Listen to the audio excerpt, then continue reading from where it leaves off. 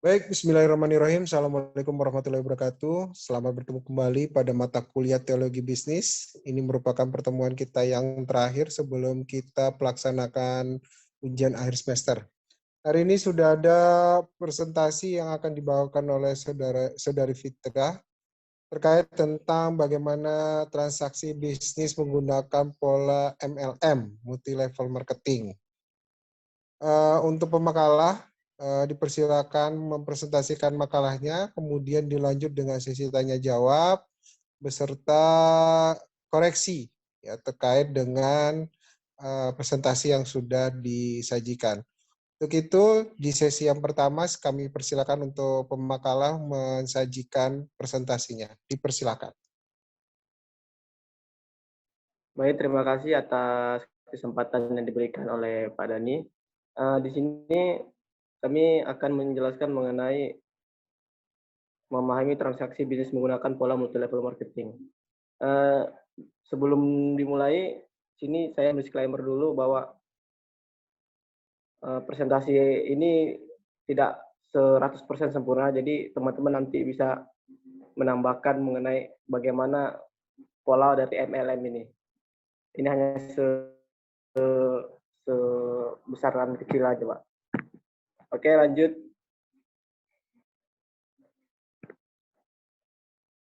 Baik, di sini kita akan membahas mengenai apa itu MLM atau multi level marketing. Sebenarnya MLM ini hadir ataupun muncul sudah sejak tahun 1939. Namun pada akhir-akhir ini di tengah masyarakat Indonesia muncul sistem perdagangan baru yaitu MLM atau multi level marketing. Sistem perdagangan ini dipraktekkan oleh berbagai perusahaan besar, baik yang itu tingkatnya lokal ataupun tingkatnya nasional. Contohnya itu ada Amway, Uni Beauty Shop Internasional atau UBSI, dan DNX Indonesia. Sistem dari perdagangan MLM ini sangat menggiurkan karena masyarakat dijanjikan akan mendapat keuntungan besar dalam waktu yang relatif singkat. MLM ini semuanya adalah sebuah sistem aja, pemasaran modern yang melalui jaringan distribusi yang dibangun secara permanen dengan memposisikan pelanggan itu sekaligus sebagai tenaga pemasaran. Secara etimologi, MLM ini atau multi level marketing ini berasal dari bahasa Inggris, yaitu multi yang berarti banyak, sedangkan level berarti jenjang atau tingkat. Adapun marketing berarti pemasaran. Jadi dari kata tersebut dapat dipahami bahwa MLM adalah pemasaran yang berjenjang banyak. Pengertian dari multi level marketing itu adalah sebuah sistem pemasaran modern melalui jaringan distribusi yang dibangun secara permanen, yang dimana nantinya anggota dari MLM ini akan memiliki jenjang karir. Menurut Royan, pada tahun 2022, MLM itu adalah dikenal juga sebagai network marketing, yaitu salah satu metode pemasaran wirausaha dengan memanfaatkan sistem jaringan network. Pendapat ini didukung oleh Yusuf pada tahun 2003, yang berpendapat bahwa dikatakan network marketing itu dikarenakan MLM ini merupakan sebuah jaringan kerja pemasaran yang di dalamnya itu terdapat sejumlah orang yang melakukan proses pemasaran produk ataupun jasa. Pemasaran ataupun distribusi yang dilakukan memiliki atau melalui banyak level tingkatan, yang biasanya di atas itu dikenal dengan upline, dan bawah atau tingkat bawahnya itu dikenal dengan downline. Orang yang disebut dengan upline apabila dia mempunyai downline. Dan inti dari bisnis MLM ini adalah digerakkan dengan jaringan. Selanjutnya.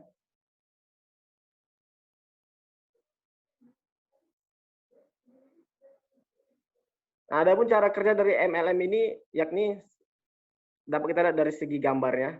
Secara global, sistem dari bisnis MLM dilakukan dengan cara menjaring calon nasabah yang sekaligus berfungsi sebagai konsumen dan member atau anggota dari perusahaan yang melakukan praktek MLM. Namun secara rinci, cara kerja dari ML ini dapat dijelaskan yang pertama yaitu mula-mula pihak perusahaan nanti akan menjaring konsumen untuk menjadi member dengan cara mengharuskan calon konsumen ini membeli paket produk perusahaan dengan harga tertentu. Nah, nantinya dengan membeli paket produk perusahaan tersebut, pihak pembeli diberi satu formulir atau konsumen diberi satu formulir keanggotaan dari perusahaan. Sesudah menjadi member, maka tugas berikutnya adalah mencari member-member baru dengan cara sama seperti pada awal perusahaan menawarkan konsumen yang pertama tadi. Nah, selanjutnya, para member baru nantinya juga akan bertugas mencari calon member-member baru lagi dengan cara yang sama seperti yang di atas. Nah, jika member nanti mampu menjaring member-member yang banyak, maka ia akan mendapatkan bonus dari perusahaan. Semakin banyak member yang dapat dijaring, maka semakin banyak pula bonus yang didapatkan. Karena perusahaan merasa diuntungkan oleh adanya para member baru yang sekaligus menjadi konsumen dari produk perusahaan. Jadi, member nanti akan berada pada level pertama, kedua, dan seterusnya. Akan selalu mendapatkan bonus secara estafet dari perusahaan. Nah, sehingga skemanya akan berbentuk seperti gambar berikut, seperti gambar yang ada di PPT itu. Lanjut.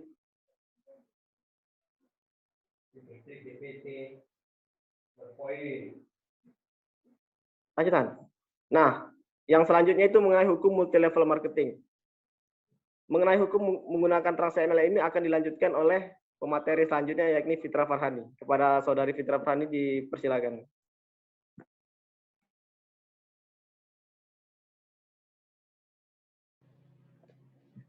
Saya akan melanjutkan presentasi dari hasil kami, yaitu mengenai hukum multi-level marketing. Hukum MLM itu ditentukan oleh bentuk muamalatnya. Jika muamalat yang terkandung di dalamnya adalah muamalat yang tidak bertentangan dengan syariat Islam, maka absahlah MLM tersebut. Namun, jika muamalatnya bertentangan dengan syariat Islam, maka haramlah MLM tersebut.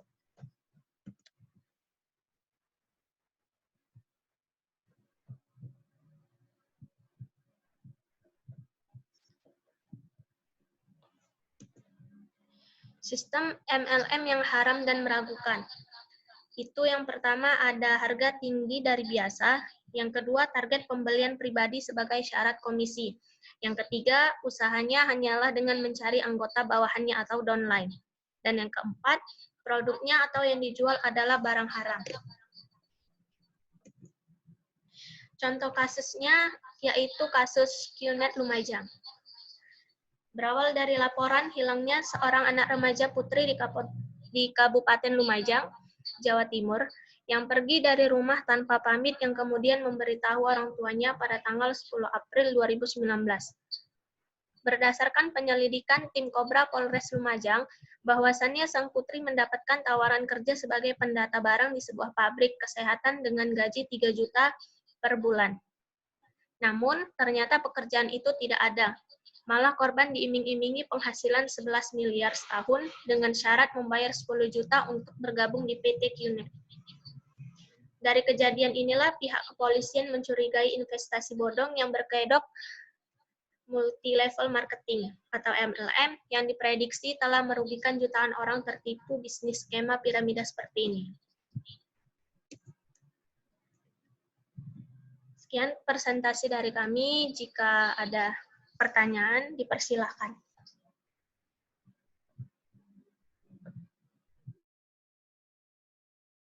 Baik, terima kasih atas presentasinya. Bang, saya nggak lihat apa PowerPoint-nya ini. Cuma tiba-tiba udah di depan aja, cepat-cepat kali. Sudah dipresentasikan tentang MLM ya. Kita melihat bahwasannya beberapa bisnis MLM ini benar yang disampaikan oleh pemakalah. Bahwasanya ada sisi yang diuntungkan, ada yang sisi yang dirugikan, ada plus dan minusnya. Ya, yang mau banyak downline-nya, ya maksudnya turunan ke bawahnya itu yang akan banyak lah ya, banyak mendapatkan keuntungan. Misalnya Anda dari yang pertama Anda memberitahukan kepada A, B, C dan D, setiap A itu punya punya bawah lagi. Anda sudah mendapat keuntungan dari A, ya. Terus juga Anda juga mendapatkan keuntungan dari yang di bawah A, ya. Misalnya A ada 1, 2, 3, 4, 5. Nah, 1, 2, 3, 4, 5 itu dapat dari akan memberikan bonus ke A dan Anda mengambil bonus dari A gitu. Nah, itulah downline ya. Banyak ya. Kayak misalnya yang bisnis MLM ini bukan hanya dari bukan hanya dari produk-produk yang lebih banyak sih yang saya tahu lebih banyak pada kegiatan kesehatan ya yang downline itu. Kayak dulu ada Tiansi, ya kan, terus kemudian tadi yang di Lumajang itu saya nggak tahu produknya apa gitu ya. Baik, silakan yang mau bertanya terkait dengan presentasi kita pada hari ini. Ada?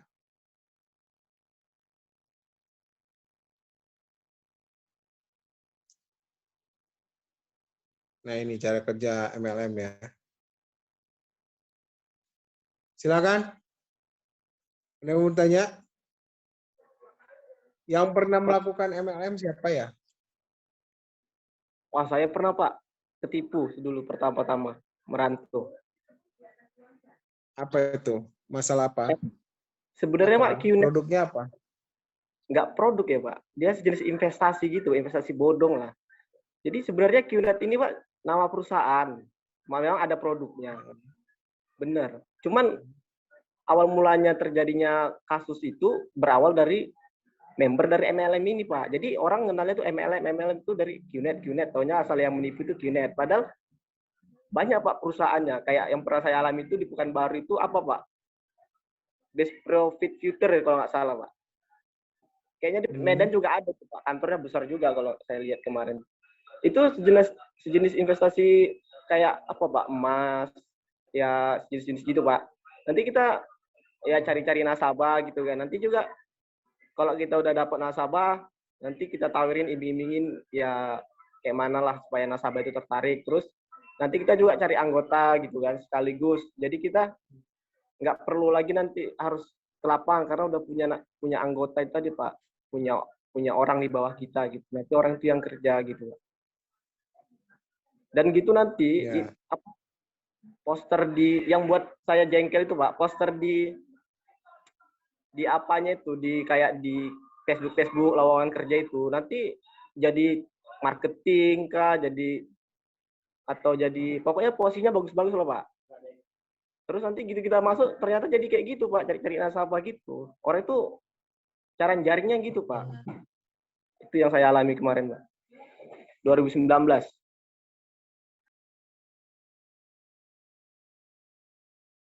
Ya, kalau yang emas-emas saya nggak banyak tahu ya. Tapi kalau yang biasa saya ketahui itu kayak misalnya produk kesehatan, produk alat transportasi mobil misalnya bukan mobil ya, dia kayak ini bahan bakar gitu kan. Misalnya kayak namanya apa ya? Di saya itu sebentar. Saya masih ada produknya karena kemarin saya baru belajar juga terkait dengan MLM itu ya. Apa namanya ya? Eko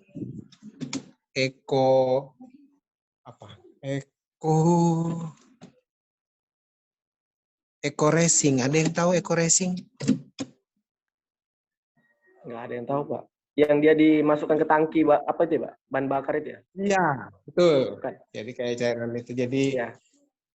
Kemarin ada kawan nawarin ke saya, Pak, bantu saya jualin Eko Racing dong Pak, begini katanya. Ya silakan saja saya bilang gitu kalau memang mau kalian ini, cuma saya nggak mau keluar duit. Dia bilang gitu. Karena saya tahu bagaimana MLM itu. Kita yang sibuk cari downline kan. Gitu. Baik, ada lagi yang pernah punya pengalaman terkait dengan MLM? Bagaimana sistemnya, yang sistem jualnya? Kalau emas saya nggak pernah tahu ya. Bagai investasi bodoh gitu, saya terlalu tinggi jangkauannya. Saya masih ketinggalan jauh lah. Yang saya tahu tuh ya hanya produk-produk seperti itu, gitu.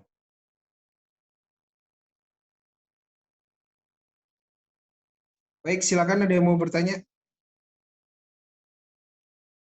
Ini pelaku-pelaku bisnis kita nih, para pejuang-pejuang mahasiswa filsafat yang tergabung di mata kuliah teologi bisnis. Gimana?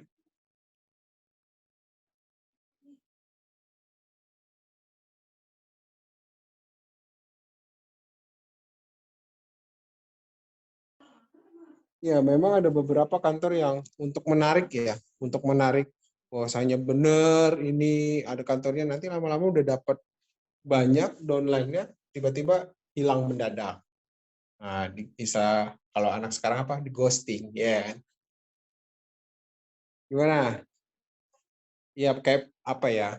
Kayak pritir apa ya? Obat yang dari rusa gitu untuk membangun genetik yang saya baca itu kayak kemarin Rutier namanya. Dia kalau misalnya membangunkan kembali semangat sel-sel yang sudah tua. Nah, gitu. Terutama kalau orang yang habis kena stroke atau apa gitu yang sel-sel rusak itu bisa dibangun oleh Protrier. Kalau Tianxi sama kayak gitu ya. Sampai ada yang dibawa ke Cina ya kan, ketemu sama pabrik yang di sana. Terus kemudian yang saya tahu tuh kayak Eco-Racing buatan Indonesia gitu. Kalau Eco-Racing yang saya lihat memang dibuktikan langsung gitu terkait dengan kendaraan, ya kan, ya bagus lah, mesin nggak panas. Cuma saya belum tahu efek dampak setelah berapa kali pemakaian, apakah ada endapan atau buangannya tidak lancar atau bagaimana itu. Baik, ini ada yang ada target-targetnya ya. Gimana cerita. Coba ceritakan terus gimana pengalaman di sana harus seperti apa dan gimana, coba. Sekaligus mungkin ada pertanyaan dari kegiatan ini. Ini memang kalau banyak anak muda yang memang dicari karena kalau dari MLM ini anak muda ke anak muda. Ya kayak misalnya jenis rokok baru. Ya. Nah, kalau udah SPG rokok, mungkin Rahmat yang lebih tahu ya. Ya, Mat. SPG rokok, SPG produk mobil, produk kereta. Ahmad lah mungkin yang lebih tahu. Baik, silakan yang mau ingin bertanya.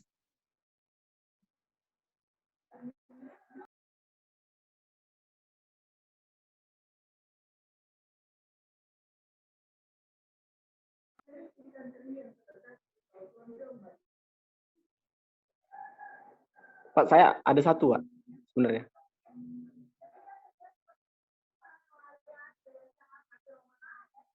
Silakan, Mat.